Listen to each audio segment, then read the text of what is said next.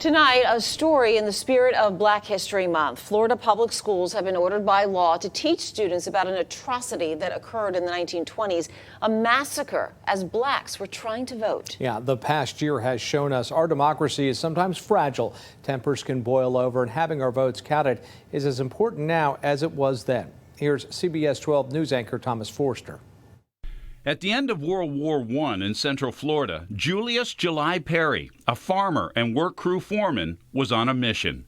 He wanted to get as many blacks as he could to register to vote, then get out to the polls to have a hand in America's future. Working against him, there were forces from the past: hate, ignorance, the KKK. They had grown up enamored with the myths of the lost cause, Robert E. Lee, the Confederate cause, and this is their chance.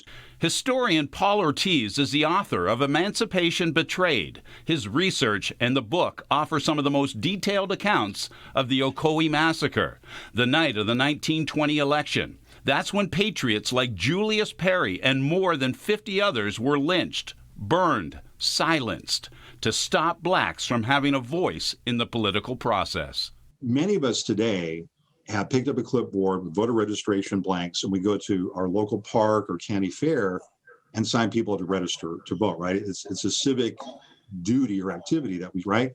But imagine now you go to the park with that clipboard and those registration blanks, and you tell the person, if they're black, hey, I'd like you to register to vote. Now, I have to be honest with you. It might cost you your life. Perry's death still haunts his family to this day. To know that a loved one was lynched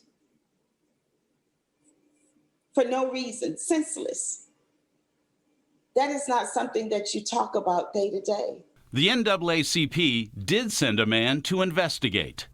You couldn't tell he was black. He could easily fool you. And Walter Francis White wanted to know why law enforcement in Orange County never pursued the mob of suspects who killed Perry and others. He came to Western Orange County, weeks after the massacre, and actually conducted informal interviews with white individuals. He portrayed the role of a white person interested in buying orange grove property in Western Orange County, which in 1920 was a big deal. It's the beginning of the land boom, right? And so people were excited to talk with him. And Walter White would ask them, by the way, could you tell me about this mess that just happened, this race riot thing or something? And a lot of white individuals, and Walter White actually published a piece about this in the NAACP's crisis, a lot of white people bragged about the role they had taken in the massacre because they saw it as a victory. Historians say survivors fled Ocoee, their land taken and sold.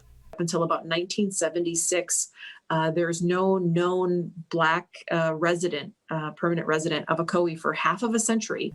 Today, that land is worth more than $9 million. When you understand the totality of the tragedy that overtook black people in Ocoee in 1920, if you don't get angry about it, if you don't get sad about it, if you don't weep about it, there's something wrong there, because it was a denial of everything we hold dear as America. It's State Senator Randolph Bracey who wants descendants of the Ocoee massacre to be eligible for up to $6,100 a year per student under the Rosewood Family Scholarship, which covers victims of the Rosewood Massacre of 1923. Senator Bracey's office tells me they want to increase the fund so more money would be available to those students who qualify. Senator Bracey says he feels good about the bill passing. I'm Thomas Forster, CBS 12 News.